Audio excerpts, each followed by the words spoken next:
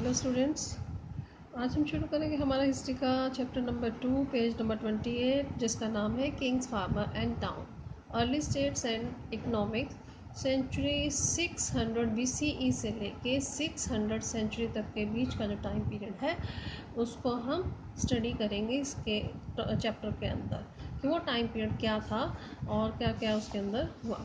तब सबसे पहले ऊपर बात कर रहे हैं कि हमने जैसे लास्ट चैप्टर पढ़ा हमारा हड़प्पन जो सिविलाइजेशन था उसके बारे में पढ़ा था टोटली, ठीक है। तो उसी की बात यहाँ पे स्टार्टिंग के अंदर की जा रही है कि there are several development in the different part of the subcontinent during the long span of 1500 years following the end of the Harappan civilisation. अब जो डेवलपमेंट था वो अलग अलग हिस्सों में हो रहा था इस सब कॉन्टिनेंट के, क्योंकि अब हड़प्पन सिविलाइजेशन के बाद लगभग 1500 सालों तक यहाँ पर बहुत डेवलपमेंट हुआ।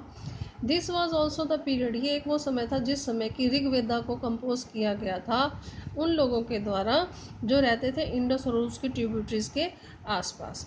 एग्रीकल्चरल सेटलमेंट जो थी उसकी शुरुआत हो चुकी थी, लोग एग्रीकल्चर करने लग गए थे बहुत से हिस्सों में कॉन्टिनेंट के, जिसमें कि नॉर्थ इंडिया था शामिल, डेक्कन प्लेटू शामिल था, कर्नाटका के कुछ हिस्से शामिल थे, ठीक है। Beside there is evidence of, और इसके अलावा किस चीज़ की और हमें एविडेंसेस मिल रहे थे, pastoral population.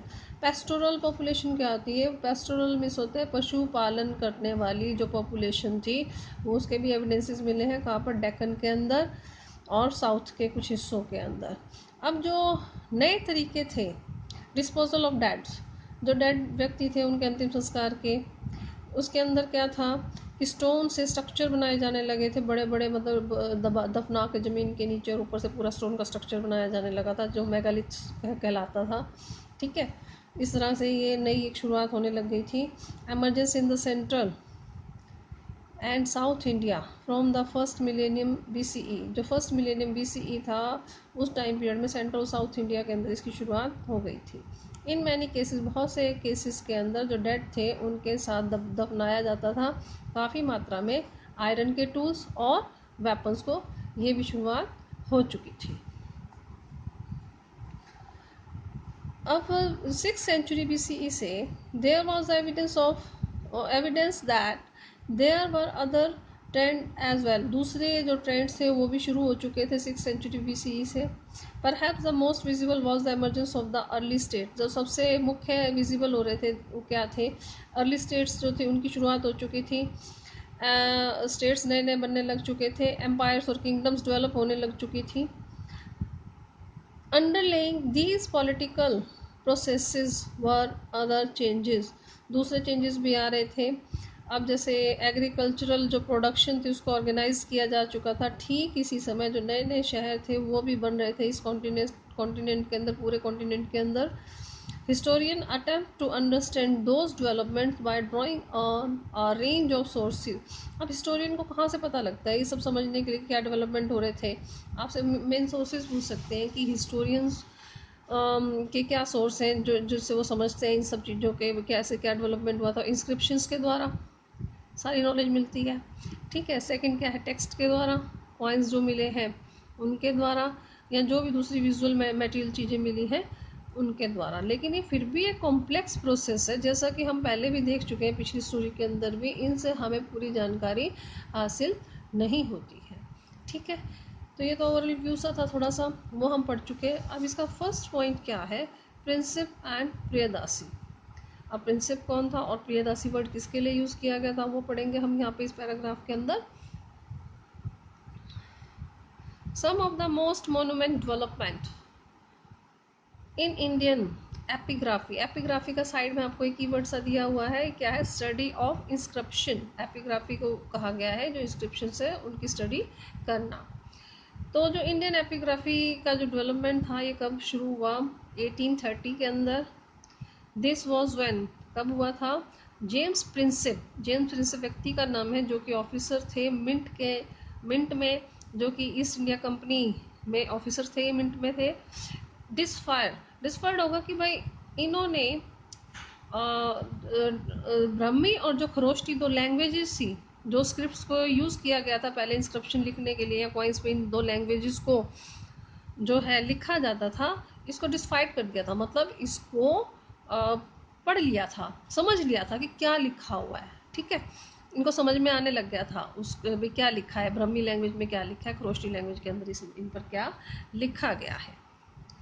He found that most of these mentioned a king Rafat। इसको क्या मिला कि इनमें से ज़्यादातर पर क्या लिखा हुआ है, एक राजा के बारे में नाम लिखा हुआ है प्रियदासी, राजा के बारे में लिखा हुआ प्रियदासी, जिसका मीनिंग क्या, प्लेजेंट टू बी होल्ड, भाई बहुत ही मनमोहक छवि वाला, ठीक है। There were a few inscription which also, अब कुछ इंस्क्रिप्शन ऐसी मिली हैं जिस पर कि जो Ashoka, page number 29, refer to the king as Ashoka, भाई जहाँ पर कि इंस्क्रिप्शंस के ऊपर अशोका का राजा को जो है वो अशोका को राजा बताया गया है। One of the most famous ruler of the Buddhist text, Buddhist text के अकॉर्डिंग अशोका जो है बहुत ही फेमस रूलर थे। This gave a new direction to investigation, अब इससे क्या हुआ, एक नई डायरेक्शन मिली इन्वेस्टिगेशन को, into early Indian political history, जो इंडियन पॉलिटिकल हिस्ट्री थी उसके अंदर, as European and Indian scholar used, क्योंकि यूरोपियन और जो इंडियन स्कॉलर्स थे वो यूज़ करने लगे थे जो लैंग्वेजेस थी उसको समझने लगे, जिससे कि वो दोबारा से ये जो मेजर डायनेस्टीज थी जिन्होंने यहाँ पर रूल किया था इस कॉन्टिनेंट के अंदर, उसको ये समझ सकते थे, क्योंकि लैंग्वेज इनको समझ में आ गई थी कि क्या लिखा गया है। एज ए रिजल्ट जिसका नतीजा क्या निकला, the broad contour on political history were in place by the early decade of the 20th century. अब एक रूपरेखा ऐसी तैयार कर ली गई थी कि अर्ली डिकेड्स में 20th सेंचुरी के कि हमारा जो पॉलिटिकल इतिहास था वो था क्या, उसकी एक ब्रॉड कंट्री मतलब एक पूरी जो रेखा चित्र था वो उसका तैयार कर लिया गया था। Subsequently scholars began to shift their focus to the context of political history. अब ये किस चीज़ पर ध्यान देते थे, पॉलिटिकल हिस्ट्री पर, investigating whether there were connection between the, अब ये मतलब कि कनेक्शन जो ढूंढने की कोशिश कर रहे थे किसके बीच में, कि जो पॉलिटिकल चेंजेस हुए हैं और जो इकोनॉमिक और जो सोशल डेवलपमेंट हुए, क्या इनके बीच में कोई संबंध था उस समय में, आपस में ये कोरिलेट करते थे। इट वॉज सून रियलाइज्ड, और जल्द ही ऐसा एहसास भी हुआ, that while there were links, इनके बीच में लिंक्स थे, लेकिन हो सकता है कि there were not always simple और डायरेक्ट, भाई इतने साधारण लिंक भी नहीं थे और सीधे लिंक भी नहीं थे, तो ये रियलाइज़ कर लिया गया था। तो ये अब क्यों क्यों समझ पा रहे थे, क्योंकि मेन जो जेम्स प्रिंसेप थे, ठीक है, ईस्ट इंडिया कंपनी के ऑफिसर थे, आपसे अगर पूछ ले जेम्स प्रिंसेप कौन थे, ठीक है, प्रियदासी पूछ ले तो कौन था, तो ये कौन, प्रियदासी किसके लिए यूज़ किया गया था, किंग के लिए यूज़ किया गया था, ठीक है, प्लेजेंट टू द बिहोल्ड, और ये इंस्क्रिप्शंस में लिखा हुआ था, और कई जगह जो इंस्क्रिप्शंस के अंदर किंग अशोका के बारे में भी लिखा गया। तो ये सब जानकारियाँ क्यों मिली थी, क्योंकि ब्राह्मी और खरोष्टी जो लैंग्वेज थी जिनमें कि इंस्क्रिप्शंस या जो भी टेक्स्ट उस समय का लिखा गया था उसको जेम्स प्रिंसेप ने पढ़ना सीख लिया था, उनको समझ में आ रहा था कि लिखा क्या है, उसको जान गए थे उस स्क्रिप्ट को, ठीक है। तो आज हम इतना ही करेंगे, अगर यहाँ तक किसी को प्रॉब्लम हो तो मुझसे डिस्कस कर सकते हैं। Thank you.